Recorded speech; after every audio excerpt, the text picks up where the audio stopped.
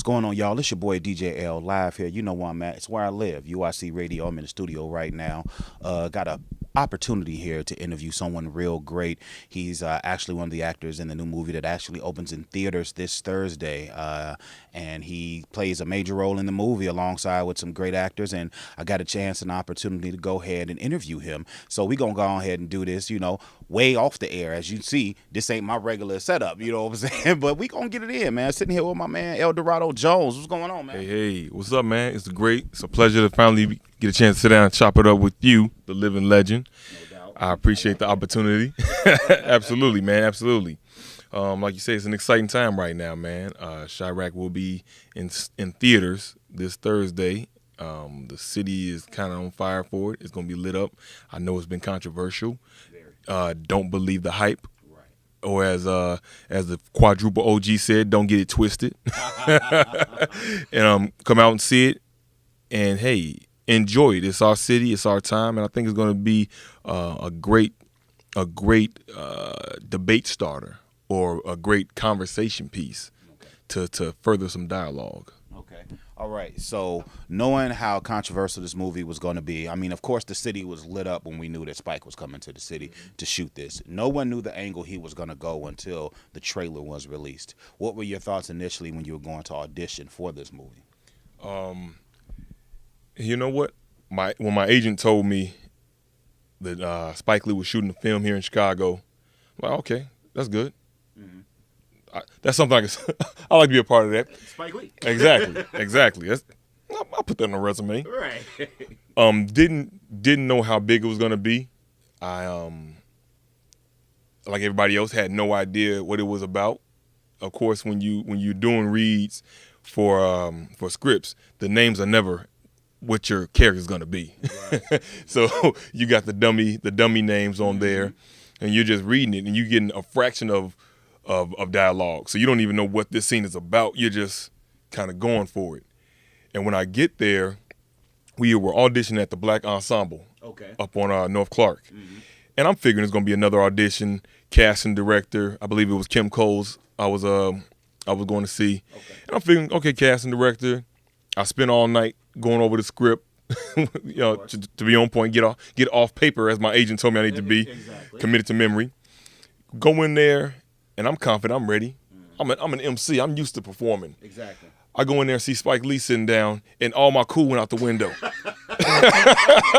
All my cool just jotted straight for the window and hopped out. Okay. So I go in there, and Spike's just sitting there smiling at me. And I'm like, oh, hey, this is unexpected.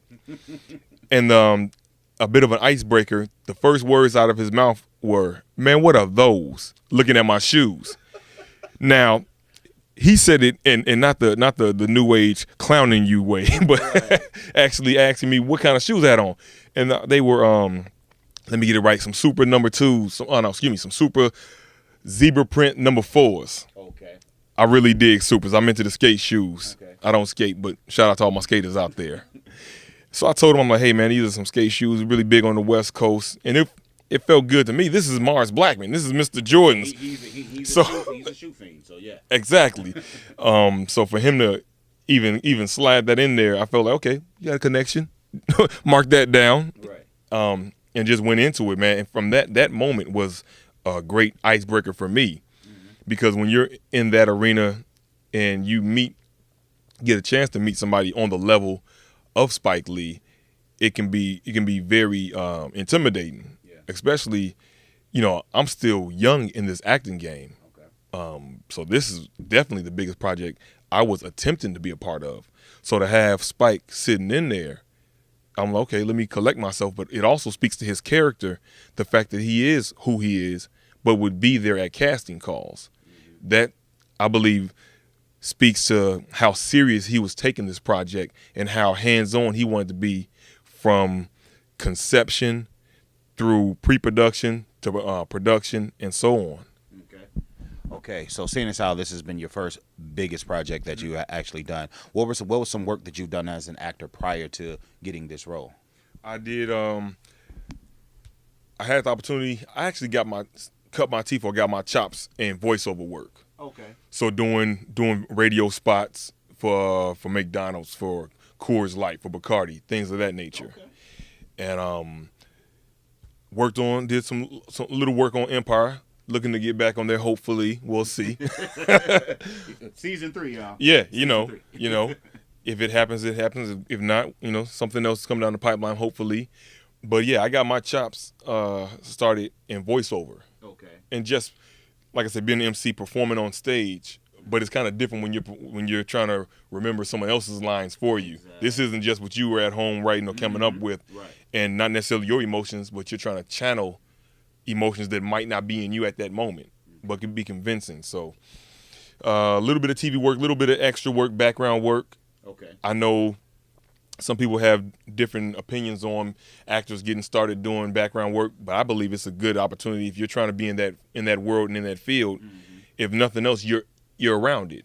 Yeah. That's a great way to start. So all my aspiring actors out there, do not be afraid to take as many background jobs, extra jobs as you can until you get those roles with speaking roles, even if it's a small one. Cherish it until the union says no more, and you gotta jump down with the union and start making that scale. Yeah. See, that's really important. I mean, a lot of people fail to realize that. I mean, there's nothing wrong with being patron number 2 that orders the small latte. No. There's nothing wrong with that at all. That's actually pretty cool. So now that you've had this, what was it like? I mean, I know how, like, when people are drafted into the sports leagues, how exciting it is. What was it like when you got that call to say, okay, we're gonna use you? Did they let you know right then and there, or was it something that happened later on down the line when they say, hey, you're gonna be in the movie? Oh man, it felt like forever. It felt like it was drawn out, man.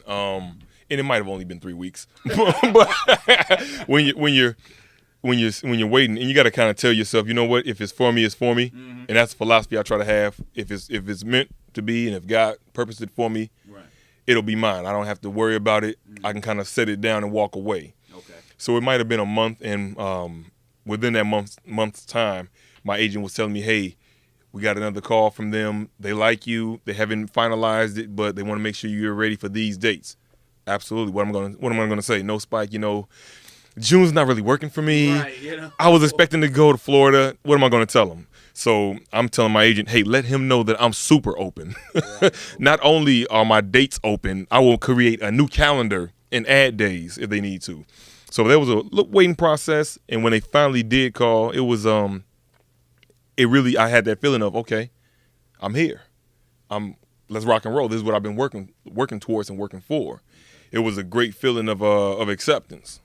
Okay, so of course we know the initial trailer sparked a debate of what everyone was worried about, and it almost as they said, it seemed comical, and in the sense of the pieces that he decided to release. Now, of course, we in Chicago, we sacrifice anyone if we don't like what they're doing. That's just the nature of Chicago. Yeah. I mean, we as much as our diehard fans, even our sports, we will sacrifice the team. The first game, Jay Cutler messed up. Don't make a difference. Bears suck. Derrick Rose scored 2 points. We lost. It's his fault. Yep. He sucks. Yep. I mean, that's just what it is. So knowing that the history of Chicago and the violence in the streets and what's going on, and we saw this and we were instantly outraged, like he's making fun of it. Like, how could he? How dare he? But they didn't look beyond that, and it took him to come out with another video and release a second trailer, which it showed more of the emotional side of the movie, which common sense would have showed that he would have shown the emotional side of what really goes on. So here we are, we're on the set, and you're seeing all these different scenes, knowing that you're from this city, so you've seen some of this stuff firsthand.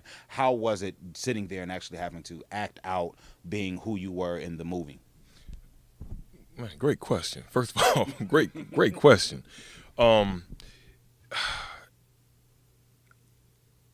Let me back up and say, even before we started filming, there was a moment where one of our pre-production table reads, I don't know if it was planned to be this way or it just happened. It ended up being all the male main actors. Okay.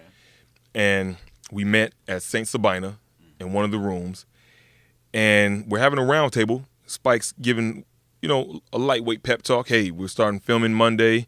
Be ready on time. Don't bring anybody to set. Don't bring the crew. Yeah, don't bring your crew. No entourage. Right. And at one point, Spike actually said, take the movie out of the equation.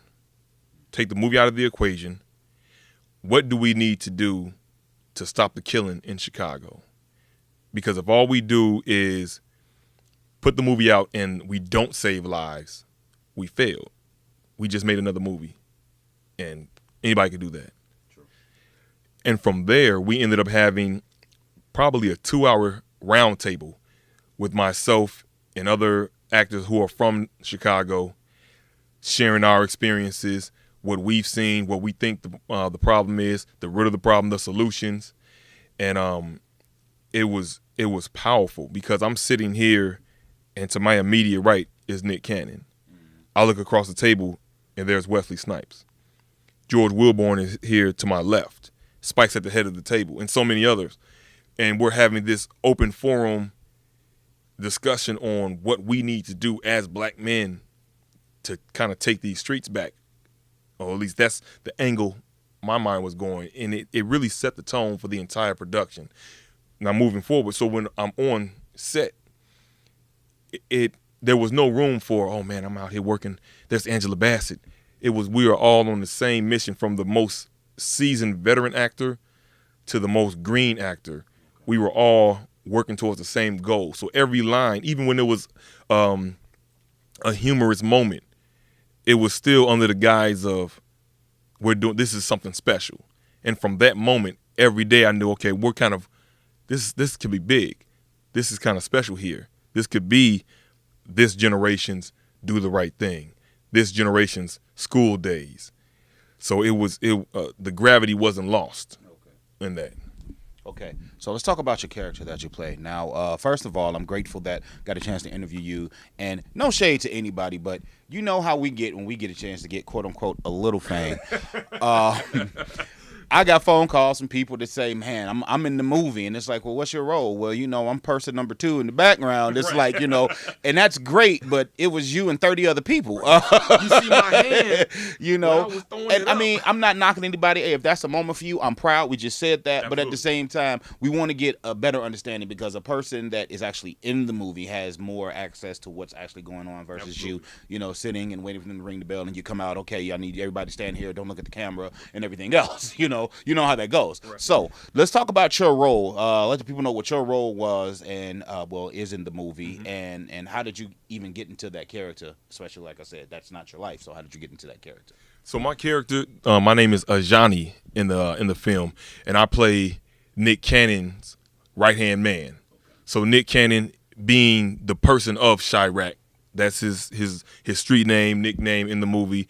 I'm his right-hand man, his lieutenant within our gang. So I get the opportunity to kind of speak on. I'm kind of the voice or the mouthpiece for the rest of the guys. Right, of course. So when I can't give away too much of the movie. Right, not too much.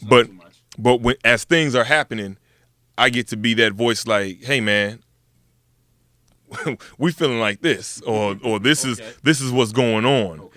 Okay. Getting ready for that. I pulled from my experiences growing up here in Chicago. I'm not gonna lie to you. Okay. Hey man, I'm from Harvey World, so I had a little bit to pull from. Okay, true. But it was a great experience, and just trying to get in the mind frame of this is who I am at the moment, and when I am acting, and we spoke about it a couple minutes ago, dealing with scripts that you didn't necessarily write them, so you have to kind of channel something. Right. I try to get in the mind frame of what is this moment about? What's the emotion in this moment? What's the mentality right now? So even if a line is stumbled on, in my gut, I know what that character should have said. Okay. The conversation is flowing much like we're talking. So if a word is fumbled, or a word is taken out and another one's put in its place, we know how to flow with it. Okay. Because I'm in the mind frame, in the rhythm of that character. I've tried to find that vibration of that character. Okay. And this was a good opportunity to do that.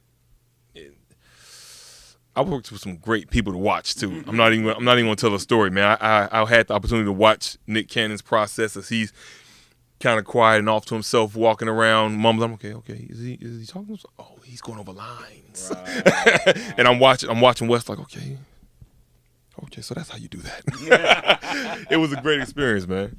Okay, so now the real question here. Now, as an actor, especially as someone that's just getting their feet wet in something this big, to be around hundreds of years of experience in this movie. I mean, you got Wesley Snipes, Angela Bassett, Jennifer Hudson, Nick Cannon, directed by Spike Lee, and then local people. You got Jay Washington in the movie. You got just a bunch, I mean, heavy hitters everywhere. John Cusack. I mean, it's phenomenal people that are a part of this movie. What was the energy like for you? And like, of course, you said that, you know, you guys didn't have a starstruck moment, but there had to be that moment where it's like, oh my God, it's Blade, Joe.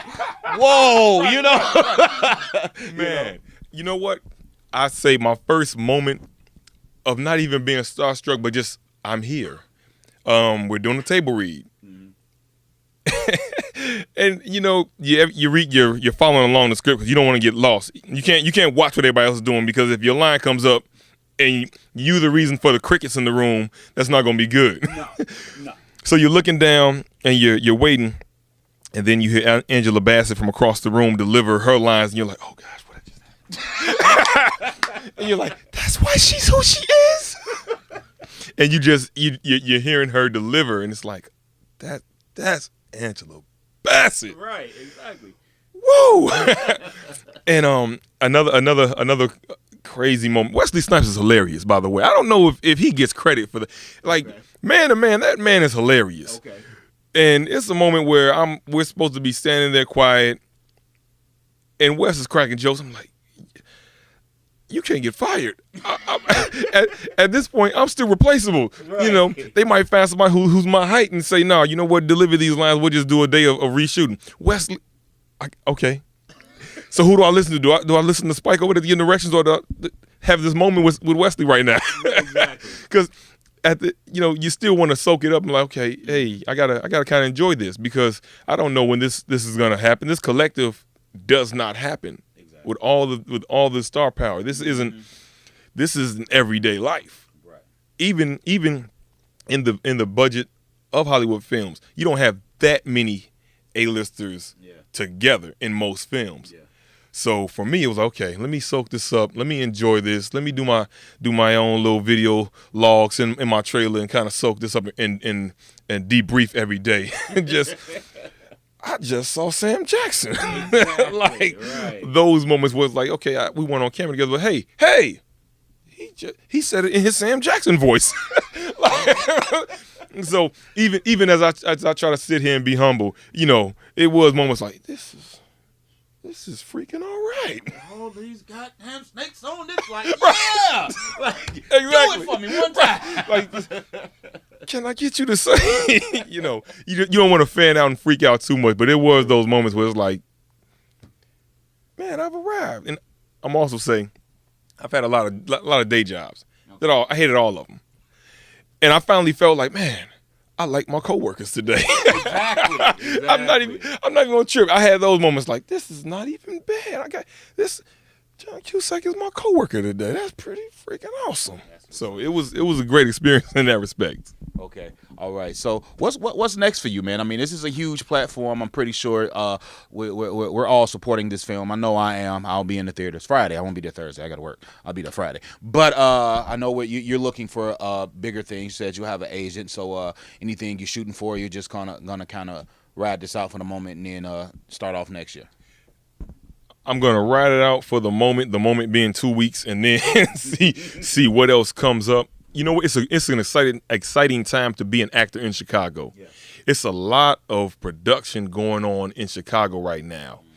That being said, that production slows up once those winter months roll in, because everybody wants to get out of here before they get caught by that hawk. Right. So I'm gonna see what I can get in the next couple months. LA is definitely on the table. I definitely need to take that trip out there. Shout out to, you mentioned him earlier, Jay Washington. He just did his trek out to L.A. So, man, God bless that brother. Hope for great things for him. Met him on set. Man, hilarious dude. I feel like I met a kindred spirit. We've been talking ever since. And now for me, I'm just looking for more scripts to come across the desk, see what other roles come out of it, and pushing more music, and just, man, 2015, I'm hoping 2016 makes this year look bad, but this is a hard year to beat. So I'm excited, man. It's a lot going on. It's a great time to be alive and acting and employed as an actor in Chicago. That's what's up. Well, y'all heard it right here with your boy DJ L. My man El Dorado Jones. He's gonna be in the movie. Y'all make sure y'all check it out this weekend. It opens Thursday. See it Thursday. See it Friday. See it Saturday. Yep. Get your tickets on Fandango. Go. Hey, they even showing it downtown and up north. Hey, go anywhere. If I can tell you, I want to invite you as well. Friday, December 4th. I'll be at the Icon Theaters. So we're going to mob up and just be there and enjoy it downtown Chicago. We're going to bring Chi-raq to downtown Chicago and have a ball. So if you want to be at the 710 show with one of the principal roles, I'm not going to say star. You can. I'm not going to say star. One of the principal actors of the movie. Hey, I'd love for you to come out, share some popcorn, and just have a ball, man. Let's just celebrate us. So since you was in the movie, popcorn on you, right? Okay. Hey, man, this your boy DJ L. Hey, y'all look out for me. Y'all look out for him. He's doing major things. I'm doing it. Hey, man, shout out to my homegirl, Liz, director. Appreciate it. Hey, we out of here, y'all. UIC Radio, the Underground Radio Show.